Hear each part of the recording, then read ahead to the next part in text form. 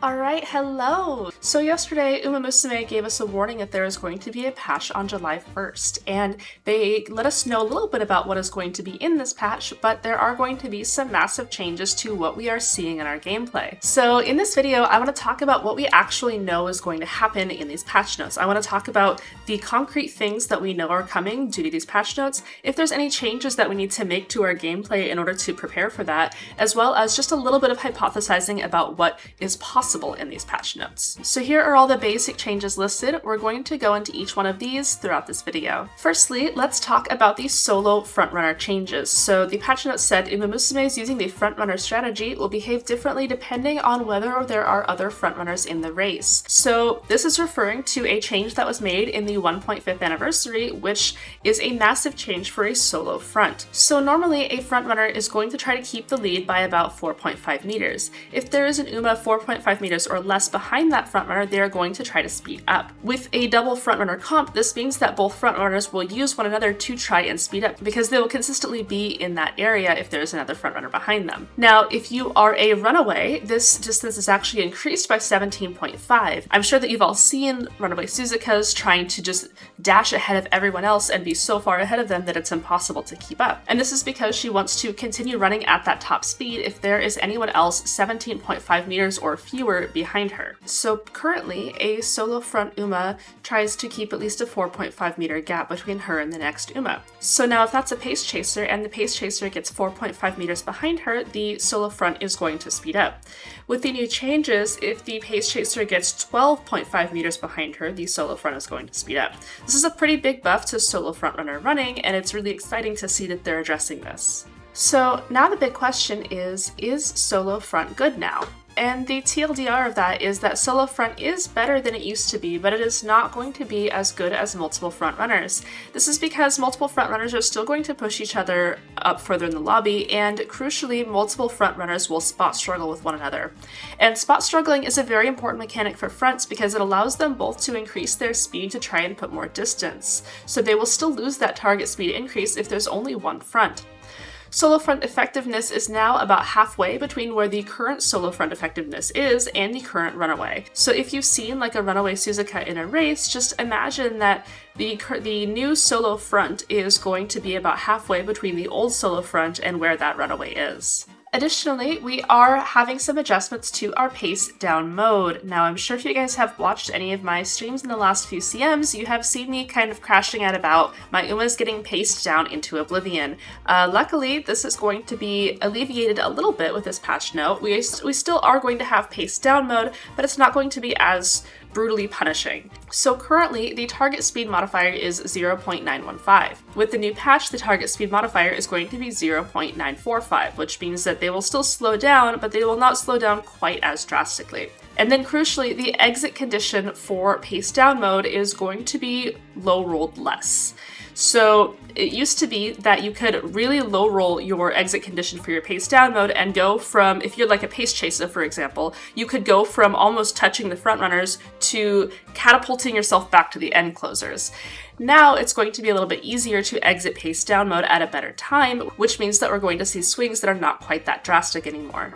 The important takeaway here is that PDM is not gone. You will just not speed down quite as much when you're in PDM, and you're more likely to exit PDM earlier in the mid-race. You will still roughly be trying to keep your position, but it is not going to be as brutally punishing. This is going to be a really big buff for pace chasers, late surges, and end closers, especially trainers of those Umas who really go above and beyond and try to make really, really good Umas. They're not going to be quite as punished in the mid-race for creeping up on the front runners. Additionally, with these patch notes, we have some specific skill buffs. Notably, the Tricks and Frenzied buff lines will no longer proc uselessly off of your allied Umas being rushed. So currently, these skills can proc when your own Umas are rushed, but because they don't debuff your own Umas, they essentially do literally nothing. So does that mean that these skills are good now? Well, they're still going to be less reliable since they do depend on your opponents being rushed, and being rushed is not something that will happen every single race. Additionally, being rushed is a wit check. So if your opponents never get rushed, these skills will never do anything. But they're at least options now because they're not just going to misfire on your own Umas all the time, which is something. Also, there are going to be some stat changes. So the patch notes say the this will be adjusted. The degree to which the excess portion of an attribute exceeding 1200 affects an Umamusume during a race. So these are going to affect overcap stats in Grand Live. If you don't know what this refers to, that is completely fine because it doesn't affect anything about right now. It just affects how we're getting some stats in Grand Live, and we will kind of tackle that hurdle when we get there. This doesn't affect any kind of card recommendations. This is a change that players in the JP server got very shortly after Grand Live began. This also will give us some recreation date buffs, so the mechanics of career events that occur after an outing. This means that we are going to be guaranteed a date event after every recreation. Now, we may not get a date event during the same turn as a scenario event because date events will fill that slot, but in every other circumstance we will get a date event after every recreation as long as your UMA still has date events left in their pool because you cannot repeat date events. There's also going to be some kind of change to the crane machine. I don't know exactly what kind of change that is. I haven't been able to find the exact details of that, so if anybody knows, please drop a comment about it. But yeah, so now we're guaranteed to get a date event after performing recreation, which is going to be great. Additionally, I didn't list it here, but we are getting minor stat changes in some of the events in our careers. For example, the New Year stat bonuses will increase slightly from 10 to 15 in our senior year. So there's just some minor stat changes like that we'll be seeing. The next thing that we're going to look at is the patch notes that say certain effects of the Pure Passion condition. So this is mechanics for the Team Serious and upcoming Throne cards, and it means that you will be less likely to lose Pure Passion during your playthrough. The Passion Zone will be obtained after training rather than during training, and this changes the odds a little bit for the support cards to participate in that training. Now on to another big one. So the patch notes also mentioned mechanics of affinity bonuses and veteran Umamusume affinity bonuses. This is the big affinity change that we've all kind of been waiting for. This means that G2s and G3s will no longer count for parent affinity. Additionally, G1s will now give 3 points of affinity rather than 1. So this basically means that we do not have to worry about G2s and G3s anymore when it comes to farming races on our parents. Instead, what we now have to do is try and run as many G1s as possible and keep the same G1 schedule for all of our parents. Additionally, we do think that this also affects some of the UMA grouping affinity reworks that were on the horizon, which means that some UMAs, such as Haru Urara, will have a slightly better baseline affinity with the rest of the cast. Now let's talk a little bit about these affinity changes because they are going to necessitate a very different way of doing some parent farming. What this does not mean that you can stop parent farming in Trackblazer if you want to be optimal. Trackblazer is still going to be the best parent farming scenario, and we are still going to use Trackblazer to farm our parents for a very long time. However, this does mean that you no longer have to match G2s and G3s in Trackblazer. This means that our G2s and G3 schedule is not going to be locked in for our parent runs, and there is less pressure to clock these runs if you are losing them. Now, you still will probably want to do G2s and G3s during your Trackblazer runs just to get a higher rating on your UMA. Higher rating, more stats, better spark chances creates better parents, but you no longer have to worry about matching them up or winning every single one of them if you don't want to. Now, we really want to match all G1s in our affinity tree because now G1s matter a lot more.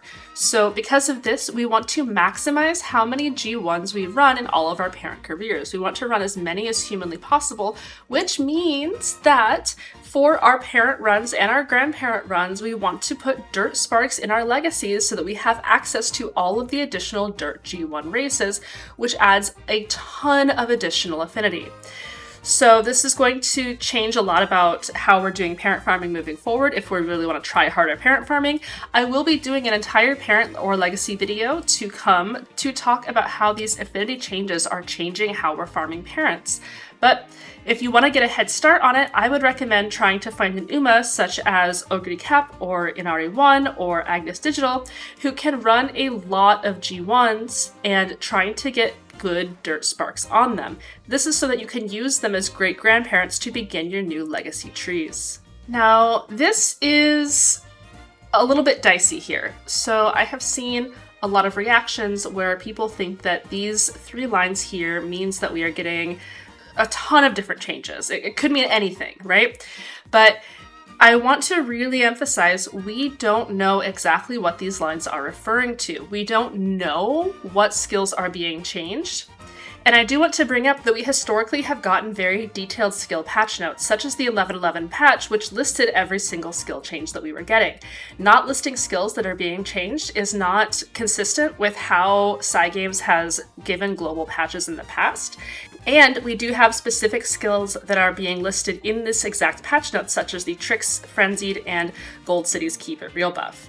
So I do want to advise caution when we are talking about these kinds of skills that we don't know, and just to say that I think it would be best to wait before we assume that certain things are going to happen. Of course, I really want Fuji's buff as much as the next Fuji fan, but I want to make sure that we are setting our expectations at a level where we're not expecting the entirety of the 2.0 patch, because what we have gotten and what is being given in this patch notes does not, to me, imply that we are getting all of these. However, the Gold City buffs are here for some reason. So these Gold City buffs are likely the buffs that she got in the 3.0 changes, which changes her unique skill from an acceleration skill to a velocity skill.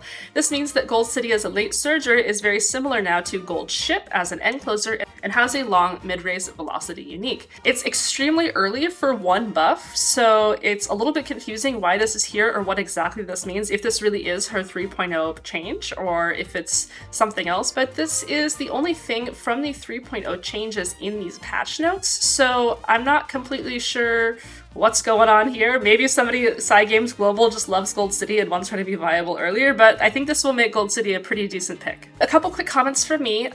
So the patch notes that we have seen here are not the full 1.5 patch notes. It is likely that we are getting more changes when Grand Live comes out or in the actual 1.5 anniversary, nor are they the full 2.0 patch notes. We are getting some things from the 2.0 patch notes, such as the Pure Passion changes, but crucially, we're not getting a detailed notes of everything that was released in the 2.0 patch change, so I don't want people to expect that we are getting all of these changes.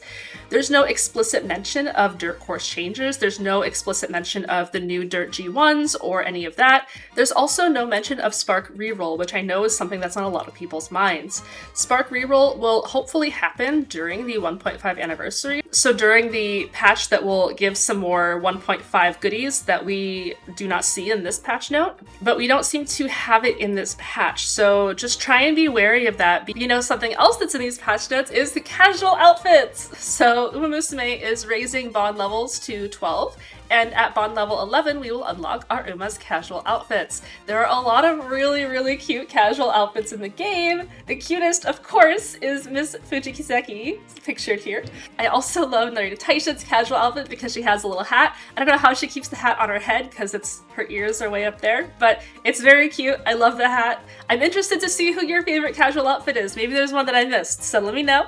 I would be very excited to see that, and I am very excited to see a lot more casual outfits going forward. So on that, I want to leave the video off on this kind of fun note and just say that there are a couple big takeaways that I want from these patch notes, right? And that is what is actually 100% confirmed to be there. The first thing is solo fronts are now no longer going to be as unviable as they used to be. Additionally, pace down mode is going to punish very competent pace, late, and end closers a little bit less now, especially in rooms where we don't have extremely competent fronts.